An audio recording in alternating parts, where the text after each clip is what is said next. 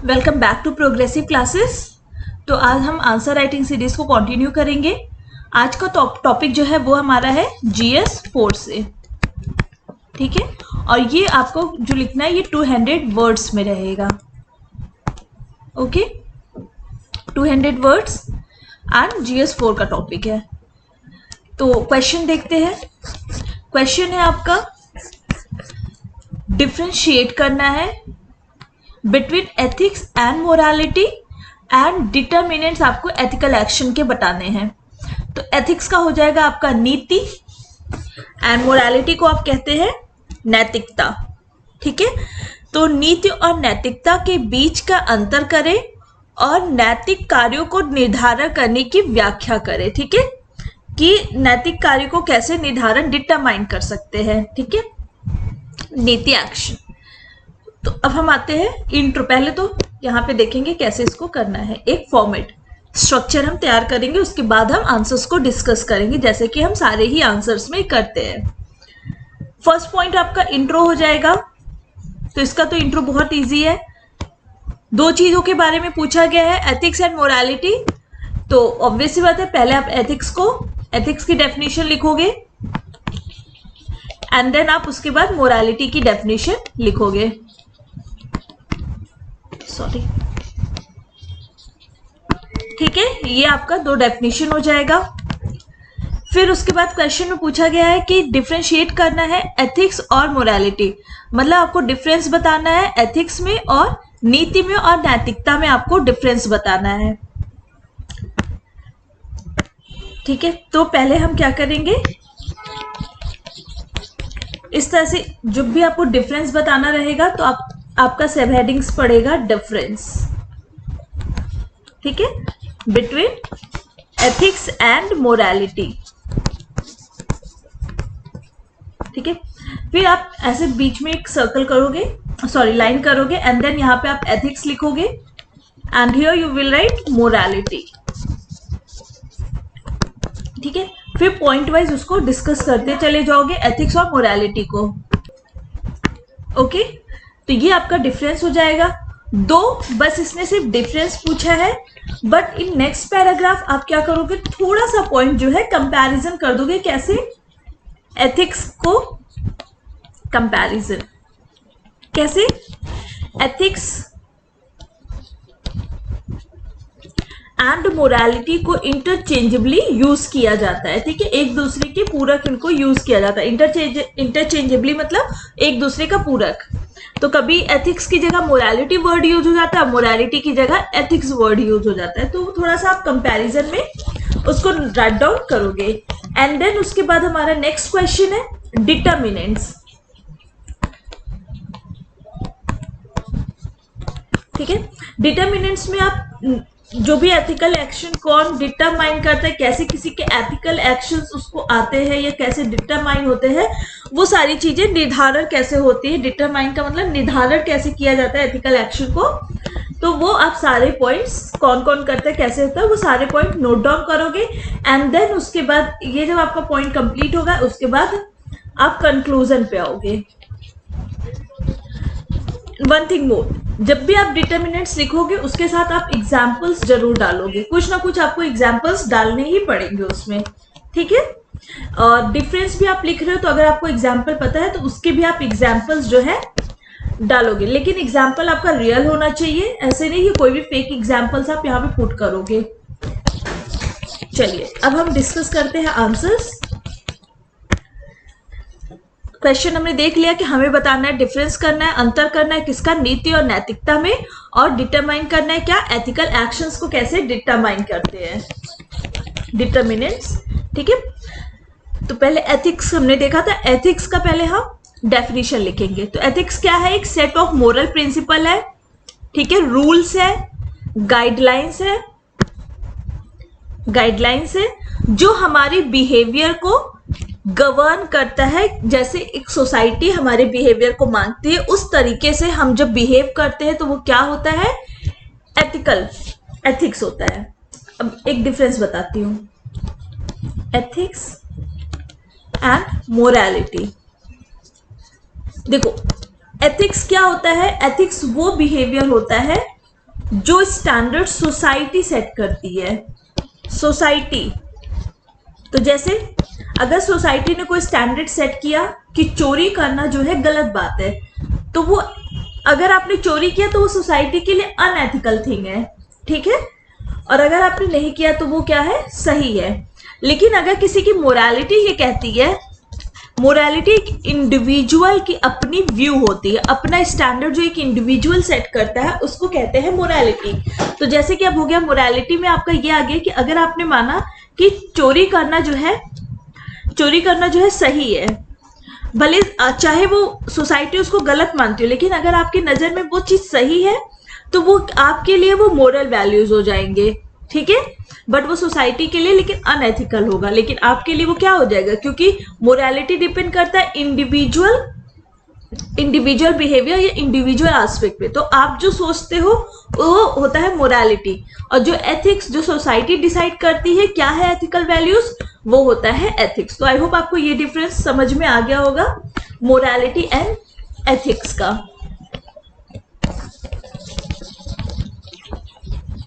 चलिए डेफिनेशन देखते हैं। देखिए इसीलिए यहाँ पे लिखा है एक स्पेसिफिक कम्युनिटी जो रूल्स एंड रेगुलेशंस बनाती है आपके बिहेवियर को गवर्न करने के लिए, वो क्या होता है, एथिक्स होता है। तो एथिक्स हमें किस चीज में हेल्प करता है, राइट डिसीजन लेने में। क्योंकि अगर किसी सोसाइटी ने कुछ चीजें बनाई है तो जरूर वो कुछ ना कुछ सोच के ही वो रूल्स एंड रेगुलेशंस फॉर्म किया गया होगा, ठीक है। एग्जाम्पल हो जाता है एथिक्स का ऑनेस्टी, इंटीग्रिटी, कंपैशन एसेट्रा। तो अगर हम इसे हिंदी में देखें, अगर आपको नोट डाउन करना है हिंदी वालों को तो आप वो भी नोट डाउन कर सकते हो। तो इंट्रो में हम लिखेंगे कि नैतिक सिद्धांतों, नियमों और दिशा निर्देशों के समूह को संदर्भित करती है जो एक विशिष्ट समुदाय के भीतर व्यवहार को नियंत्रित करती है। यह सही निर्णय लेने में मदद करती है। एंड जो नैतिकता के एग्जाम्पल्स है वो आपका हो गया जैसे कि ईमानदारी, ऑनेस्टी, इंटीग्रिटी मतलब अखंडता, कंपैशन मतलब करुणा एंड एसेट्रा, ठीक है, आदि। अब हम देखेंगे मोरालिटी। तो मोरालिटी क्या है, सेट ऑफ पर्सनल, मैंने क्या कहा, जो एक इंडिविजुअल सेट करता है सोशल स्टैंडर्ड्स, ठीक है, सेट ऑफ पर्सनल और सोशल स्टैंडर्ड फॉर गुड और बैड बिहेवियर एंड कैरेक्टर। तो जो एक इंडिविजुअल सेट कर रहा है कि ये मेरा बिहेवियर रहेगा, मेरे हिसाब से ये चीज सही, मेरे हिसाब से ये चीजें सही है और मेरे हिसाब से ये चीज गलत है, तो वो आपका, वो खुद के आपने वो स्टैंडर्ड सेट किया है, तो वो क्या हो जाएगा, आपका मोरालिटी हो जाएगा। इसीलिए देखिए कभी कभी क्या होता है कि हम मोरालिटी और एथिक्स को जो है इंटरचेंजेबली यूज कर लेते हैं, लेकिन दोनों के मीनिंग क्या होते हैं, अलग अलग होते हैं, ठीक। तो ये आपको इतना पूरा डेफिनेशन लिखना होगा। अब मोरालिटी वालों के लिए डेफिनेशन बोल देती हूँ हिंदी में। जबकि नैतिकता अच्छे या बुरे व्यवहार और चरित्र के लिए व्यक्तिगत या सामाजिक मानकों का एक समूह है, ठीक है। कभी कभी उनका परस्पर उपयोग किया जाता है, मतलब इंटरचेंजेबली उसको यूज किया जाता है। चलिए अब नेक्स्ट देखते हैं difference between ethics and morality. दो मैंने डिफरेंस ऐसे लाइन वाइज लिख दिया है, पॉइंट्स लिखा है, बट आप उसको कैसे लिखोगे, डिफरेंस को एक तरफ आप एथिक्स डालोगे, बीच में आपकी लाइनिंग, एंड सेकेंड मोरालिटी, ठीक है, इस तरह से फिर आप पॉइंट वाइज डालते चले जाओगे। तो फर्स्ट है आपका systematic and organised approach to moral decision making.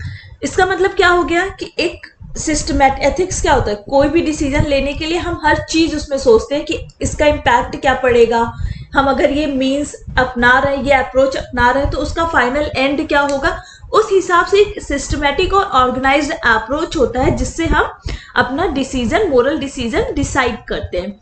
For example Gandhi ji ने, आप ये एग्जाम्पल पुट कर सकते हो, गांधी जी जब सत्याग्रह स्टार्ट किया था उन्होंने सिर्फ और सिर्फ इंडिविजुअल पर्सपेक्टिव नहीं देखा था, उन्होंने क्या देखा कि अगर मैं ये मीन्स अपनाता हूं तो इससे एंड रिजल्ट क्या होगा। बीच में चाहे उनको कितनी भी मुश्किलें आई, कितनी भी कठिनाई आई, बट देखा उन्होंने कि अगर मैंने मीन्स अच्छा किया है तो एंड भी उसका क्या हुआ, अच्छा ही हुआ, मतलब हम इंडिपेंडेंस पा गए। ठीक है, तो वही है कि उन्होंने एक ऑर्गेनाइज्ड अप्रोच अपनाया, पहले नॉन कॉपरेशन मूवमेंट लॉन्च किया, एंड देन उसके बाद सिविल डिसोबीडियंस, एंड देन उसके बाद आपका क्विट इंडिया। लेकिन इन तीनों में इन्होंने वॉयलेंस नहीं होने दिया। ठीक है, तो ये जो है एक ऑर्गेनाइज्ड अप्रोच, इसी को बोलते हैं। चलिए नेक्स्ट मूव करते हैं। ये आपका फर्स्ट पॉइंट था हिंदी वालों के लिए। नैतिक निर्णय लेने के लिए व्यवस्थित एवं संगठित दृष्टिकोण, systematic and organised approach to moral decision making को क्या बोलेंगे हिंदी में? नैतिक निर्णय लेने के लिए व्यवस्थित और संगठित दृष्टिकोण। सेकेंड पॉइंट देखेंगे, concerned it rights and need of others. तो इसमें क्या होता है, जब भी हम एथिक्स की बात करते हैं तो सिर्फ हम अपने लिए नहीं सोचते हैं, हम दूसरों के भी राइट्स और नीड्स के बारे में सोचते हैं कि उसकी क्या जरूरत है और क्या उसके नीड्स है और क्या राइट है। ठीक है, तो जैसे एग्जांपल हमारा फंडामेंटल राइट्स, अगर गवर्नमेंट अपने बारे में सोचती, ठीक है, तो ऑटोक्रेटिक गवर्नमेंट कैसी होती है, वो कभी भी अपने सोसाइटी में लोगों को क्या राइट्स प्रोवाइड नहीं करती। क्यों नहीं करती? क्योंकि वो इसको एथिकल लगता है कि हम पूरी जनता पे हम खुद राज करेंगे, हम जैसा कहेंगे वैसा होगा। लेकिन अगर एथिकल पॉइंट ऑफ व्यू से देखें तो लोगों को फंडामेंटल राइट्स देने चाहिए, तो कि वो अपने आप से जो है, जो उनकी जरूरतें हैं उसे वो पूरा कर सके और जैसे उन्हें रहना है वो उस तरीके से रहे। तो concerned it's rights and needs of other, इसका हिंदी हो जाएगा इससे संबंधित अधिकार और दूसरों की आवश्यकता। ठीक है, फिर नेक्स्ट आपका पॉइंट है set of principles and values that are agreed by a community. ठीक है, तो इसका हो जाएगा आपका हिंदी में सिद्धांतों और मूल्यों का समूह जो एक समुदाय द्वारा सहमत है। ठीक है, तो मतलब set of principle and values, मतलब ये पॉइंट में क्या हो जाएगा आपका कि जो कम्युनिटी एक जो प्रिंसिपल और जो वैल्यूज बनाती है वो सिर्फ एक इंडिविजुअल लेवल पे नहीं उसको माना जाता है, बल्कि पूरी कम्युनिटी उस चीजों को मानती है, तो वो क्या हो जाता है आपका एथिक्स हो जाता है। ठीक है, तो आप ये पॉइंट भी लिख दोगे। तो जैसे फॉर एग्जाम्पल यहाँ पे क्या एग्जाम्पल आप डाल सकते हो कि ऐसे कोई प्रिंसिपल्स और वैल्यूज जो पूरी सोसाइटी मानती है, तो हम यहाँ पे फिर से गांधी जी का ले सकते हैं। उन्होंने बोला कि वॉयलेंस नहीं होना चाहिए, तो उसे पूरी सोसाइटी ने माना। ठीक है, ऐसा नहीं था कि एक इंडिविजुअल लेवल पे था कि सिर्फ गांधी जी इसे सिर्फ मानते थे, बट इसे पूरी सोसाइटी ने इसे इम्प्लीमेंट किया था during the independence movement. Next आता है a person who follows the ethical principles need not have stronger moral values. इसका हिंदी हो जाएगा एक व्यक्ति जो नैतिक सिद्धांतों का पालन करता है उसका मजबूत नैतिक मूल्य होना आवश्यक नहीं है। ठीक है, तो मतलब अगर कोई एथिकल प्रिंसिपल फॉलो कर रहा है तो इसका मतलब नहीं कि वो मोरल वैल्यूज हो, उसके अंदर मोरालिटी हो। फॉर इंस्टेंस खाप पंचायत, ठीक है, वो क्या करते हैं, अगर आपने इंटरकास्ट मैरिज किया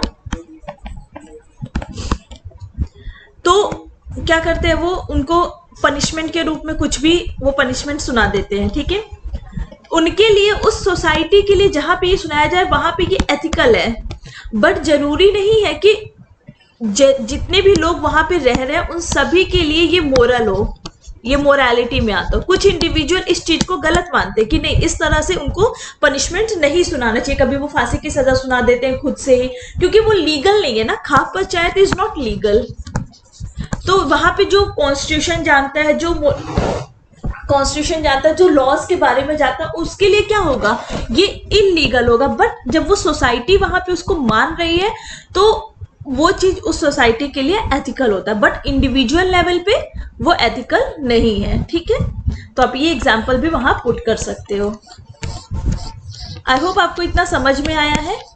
तो यह पॉइंट वाइज जैसे मैंने बताया उस तरह आप लिखोगे। अब मोरालिटी में देख लेते हैं, एथिकल और मोरालिटी दोनों का डिफरेंस देख लेते हैं। अब मोरालिटी के पॉइंट्स देख लेते हैं। पहले ही मैंने बताया क्या है, ये एक इंडिविजुअल लेवल पे होता है, ठीक है, पर्सनल एंड इंडिविजुअल अप्रोच। तो नैतिकता क्या होता है, नैतिकता के लिए व्यक्तिगत और व्यक्तिवादी दृष्टिकोण होते हैं, जो मैंने आपको समझाया ही है। और एथिकल क्या होता है, कम्युनिटी बेस्ड होता है। फिर उसके बाद होता है concerned with personal belief and values. यहां पे क्या था, concerned it's rights and needs of other, मतलब दूसरों के बारे में इसमें सोचा जाता है एथिक्स के बारे में। लेकिन यहाँ पे क्या, एक इंडिविजुअल पर्सनल बिलीफ और वैल्यूज के बारे में सोचते हैं, ठीक है, मोरल में। तो हिंदी में व्यक्तिगत विश्वासों और मूल्यों से संबंधित, ठीक है, set of personal belief and values that may vary from individual to individual. Hindi में हो जाएगा व्यक्तिगत विश्वासों और मूल्यों का सेट जो एक व्यक्ति से दूसरे व्यक्ति से भिन्न हो सकते हैं, ठीक, इसका हिंदी ये होगा। नेक्स्ट इज, अब यहां पे क्या था डिफरेंस में, सेट ऑफ प्रिंसिपल है जो कि एग्रीड है बाय योर कम्युनिटी। लेकिन यहाँ पे क्या बोला गया है कि वो वैल्यूज और बिलीफ जो पर्सनल लेवल पे है, मतलब वेरी करते हैं इंडिविजुअल टू इंडिविजुअल, सबके अलग अलग अपने बिलीफ होते हैं, अपने वैल्यूज होते हैं। जैसे मैंने खाफ पंचायत बताया, तो आपने उसमें देखा कि कम्युनिटी लेवल पे तो सबके लिए वो सही था कि हाँ ये एथिकल है, बट एक इंडिविजुअल लेवल पे अगर देखें तो वो एथिकल नहीं था, क्योंकि जरूरी नहीं कि हर सोसाइटी में सब वही मान रहे, सबकी मोरालिटी वही हो, ऐसा तो हो नहीं सकता। तो मोरालिटी क्या होता है, इंडिविजुअल लेवल पे देखते हैं। नेक्स्ट आपका है moral person violates to maintain to uphold his moral values. तो मोरल पर्सन क्या होता है, कभी कभी जो है एथिकल वैल्यूज को जो है वॉयलेट कर देता है अपने मोरल वैल्यूज को ऊपर रखने के लिए, ठीक है। तो ये सारे पॉइंट्स आपके हो गए। हिंदी में हो जाएगा इसका मोरल, नैतिक व्यक्ति अपने नैतिक मूल्यों को बनाए रखने के लिए उल्लंघन करता है। फॉर इंस्टेंस, जैसे कि हमने कोई एग्जांपल ले लिया, भीख मांगना जो है, बेगरिंग जो है गलत बात है, ठीक है, इसके लिए लॉ भी गवर्नमेंट ने बनाया है। बट जो नीडी पीपल हैं, जो भीख मांगते बेगर्स हैं, वो इस चीज का उल्लंघन कर रहे हैं इस लॉ का। अब ये लॉ जो बना है वो ऑब्वियस सी बात है कम्युनिटी उसको मानती थी तभी ये लॉ बना, ठीक है।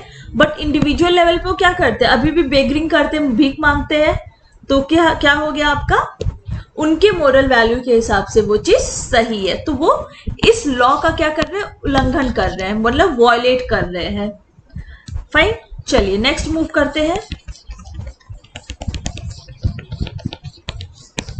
अब यहाँ पे मैंने बोला था आप थोड़ा सा कंपैरिजन लिखोगे। दो ethics and morality have differences, ठीक है, एथिक्स और मोरालिटी में डिफरेंसेस है, लेकिन सम रेस्पेक्ट में वो क्या है, एक दूसरे के साथ रिलेशनशिप शेयर करते हैं। फॉर इंस्टेंस, जैसे कि they both are complex and dynamic, मतलब एक तो वो जटिल भी है प्लस डायनेमिक भी है, जिस तरह से आप चाहो उस तरह से उसको क्या कर सकते हो, मोल्ड कर सकते हो, ठीक है। Ethics can shape and influence personal moral values, तो यहाँ पे इसका मतलब है कि नीति जो है उससे किसी भी मोरल वैल्यूज को शेप किया जा सकता है, मतलब जिस तरह से चाहे एथिक्स उस तरह से मोरल वैल्यूज को मोल्ड कर सकते हैं, मोरल बिलीफ्स को मोल्ड कर सकते हैं। आई होप आपको इतना समझ में आया। अब डिटर्मिनेंट्स देख लेते हैं। तो कौन कौन डिटरमाइन करता है हमारे एथिकल एक्शंस को, फैमिली हो गया, ठीक है। फैमिली किस तरह, जैसे कि एग्जांपल लेंगे, अगर हमारे वहाँ फैमिली में क्या है कि जॉइंट फैमिली को ज्यादा प्रेफरेंस दिया जाता है और इसी को एथिकल माना जाता है। तो अगर हम कोई भी इंसान जॉइंट फैमिली में है तो क्या कहेंगे, वो एथिकल पर्सन है, उसके अंदर एथिक्स है। और उसी जगह अगर न्यूक्लियर रहेंगे तो क्या बोलेंगे इसको कि ये एथिकल नहीं है। मतलब हम कम्युनिटी बेस्ड लिविंग को ज्यादा प्रेफरेंस देते हैं इंडिया में in comparison to individual level living, ठीक है। तो ये आपका फैमिली हो जाएगा।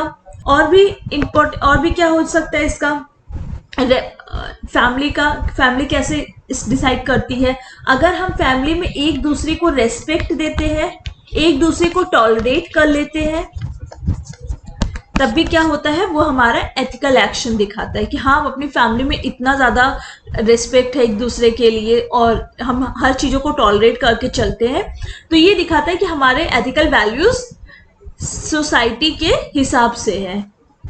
ठीक है, फैमिली से हो गया। फिर मीडिया में आपके आ जाएंगे, फिल्म हो गया, एडवर्टीजमेंट हो गया मीडिया में, फिर आपका लिटरेचर, सोशल मीडिया, वीडियोस, हाँ, जो कि हमारा बिहेवियर इन्फ्लुएंस करते हैं। जिस तरह फैमिली हमारा बिहेवियर इन्फ्लुएंस करती है, उसी तरीके से हमारा मीडिया भी इन्फ्लुएंस करता है। तो जैसे फिल्म्स हो गया, जैसे कि आपके रंग दे बसंती, इसमें क्या शोकेस किया गया है, पैट्रियोटिक फीलिंग्स। ठीक है, तो उसी तरीके से हमारा भी जब हम वो मूवी देखते हैं ना, तो उसी तरीके से क्या हमारा भी बिहेवियर मोल्ड होने लगता है कि हमें भी अपनी कंट्रीज के लिए पैट्रियोटिक फीलिंग्स रखनी चाहिए। समझ में आई बात? ठीक, चलिए नेक्स्ट देखते हैं। मैं हर का एक एक एग्जाम्पल बता रही हूँ, अगर आपके पास और भी एग्जाम्पल्स है तो आप उसे लिख सकते हो। फिर कॉन्स्टिट्यूशन एंड लीगल प्रोविजंस, इसमें आपका फॉर एग्जाम्पल हो जाएगा फंडामेंटल राइट्स, डायरेक्टिव प्रिंसिपल्स। ठीक है, फिर आपको फंडामेंटल ड्यूटीज, ये सब भी क्या है, एथिकल एक्शंस बताते हैं। ठीक है, डिटरमाइन करने में हेल्प करता है। अगर कोई गवर्नमेंट हमारा जो है फंडामेंटल राइट्स को वॉयलेट करता है, तो उसके लिए सुप्रीम कोर्ट क्या कहती है, supreme court is the guardian of constitution, और ये हमारे एथिकल और ये हमारे फंडामेंटल राइट्स को भी प्रोटेक्ट करती है। तो हम सीधे सुप्रीम कोर्ट के, और उसे नल एंड वॉइड जो है सुप्रीम कोर्ट घोषित कर देती है। ठीक है, तो कॉन्स्टिट्यूशन और लीगल प्रोविजंस भी डिसाइड करता है एथिकल एक्शंस को। फिर नेक्स्ट पॉइंट है आपका, next point experience in life. ठीक है, तो जैसा हमारा एक्सपीरियंस होता है लाइफ का, जैसे महात्मा गांधी जब गए थे अफ्रीका, तो उन्होंने वहां पे क्या देखा, रेसिज्म। ठीक है, फिर नेल्सन मंडेला ने भी रेसिज्म देखा। तो ये होता है जैसा हम लाइफ में एक्सपीरियंस करते हैं, उस तरीके से हमारी चीजें मोल्ड होती जाती हैं। तो ये भी एक डिसाइडिंग फैक्टर होता है एथिकल एक्शन का। फिर इंटरनेशनल इवेंट्स, तो इसमें फर्स्ट आपका इंटरनेशनल मी टू मूवमेंट, फिर हमारा कोविड इम्पैक्ट, ये सब क्या डिसाइड करता है, एथिकल एक्शंस को, कि हमने किस तरह के जो हमारे इंटरनेशनल इवेंट्स हो रहे हैं वो किस तरह से एथिकल है या नहीं है। ठीक है, फिर लीडर्स लाइक जैसे कि रानी लक्ष्मीबाई, उनके अंदर से हमें क्या सीखने को मिलता है, करेज। फिर हमारा हो गया आर्मस्ट्रांग पेम, जो डेडिकेशन सिखाता है। बुद्धा, जो हमें मिडिल पाथ बताते हैं कि हर चीज के लिए एक्सट्रीम नहीं होना चाहिए। तो आपका हो गया जैसे रानी लक्ष्मीबाई। फिर आपका हो गया बुद्धा जी, जो हमें मिडिल पाथ बताते हैं। ठीक है, तो ये हो गए हमारे leaders.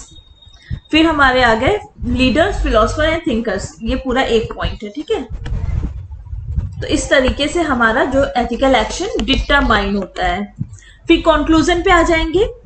Every individual have some principle which help him throughout his life. सभी इंडिविजुअल के पास अपने प्रिंसिपल्स होते हैं जो उनको लाइफ में हेल्प करते हैं किसी भी एडवर्स सिचुएशन को टैकल करने में, कोप करने में। उसको क्या बोलते हैं, ethics. On the other hand, morals are not hard and fast rule. एक एथिकल्स क्या है, आपको एथिकल जो सोसाइटी ने डिसाइड किया वो आपको मानना ही मानना है। लेकिन मोरल्स क्या होते हैं, इतना हार्ड एंड फास्ट रूल नहीं होता है और वह बहुत रिजिड नहीं होता है। ये डे टू डे आपका चेंज होता रहता है। आज आपके मोरल वैल्यूज कुछ कहते हैं तो कल आपके मोरल वैल्यूज कुछ और कहेंगे। ठीक है, कल आपके मोरल वैल्यूज कुछ और कहेंगे कि ये चीज सही है, ये चीज गलत। लेकिन एथिक्स क्या होता है, वो फिक्स होता है।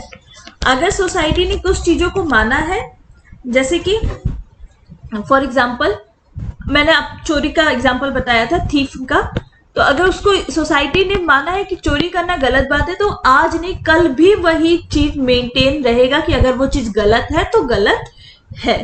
ठीक है, ये डे टू डे चेंज नहीं होता, जैसे कि मोरल वैल्यूज चेंज हो जाते हैं। That is why people accept them and implement them in their life. इसलिए क्या करते हैं, पीपल इसको एक्सेप्ट करते हैं और उसको अपनी लाइफ में इम्प्लीमेंट करते हैं। यहाँ पे मैं कुछ और आपको डायग्राम दूंगी जिससे आपके आंसर्स और भी ज्यादा एनरिच और अट्रैक्टिव लगेंगे। तो देख लेते हैं। जैसे कि अभी अब मैंने बताया कि मोरल और उसका डेफिनेशन लिखने के लिए, तो आप एक ऐसा भी डायग्राम बना सकते हो वहां पे रिप्रेजेंट करने के लिए। जैसे कि ये आपने बनाया, ठीक है, यहाँ पे आपने एथिक्स लिख दिया, यहाँ पे आपने मोरालिटी लिख दी, मोरल्स, ठीक है। अब आप क्या करोगे, बीच में क्या बना दोगे, लिखना है आपको यहाँ पर, यहाँ पे आप लिख सकते हो राइट्स एंड रॉन्ग कंडक्ट जो डिसाइड करता है दोनों का, वो हमारा ये, अगर हमें देखे एथिक्स और मोरल के बीच का क्या ऐसा पॉइंट है जो दोनों को एक दूसरे के इंटरचेंजेबली यूज करने में हेल्प करता है, तो क्या है वो, राइट्स एंड रॉन्ग कंडक्ट्स, मतलब दोनों ही ये बताते हैं कि क्या सही है क्या गलत। एक तो आप ये फ्लो चार्ट बना सकते हो इस तरीके का डायग्राम सर्कल वाला, और आप डिफरेंस में भी दिखा सकते हो इस तरीके का, इस तरीके का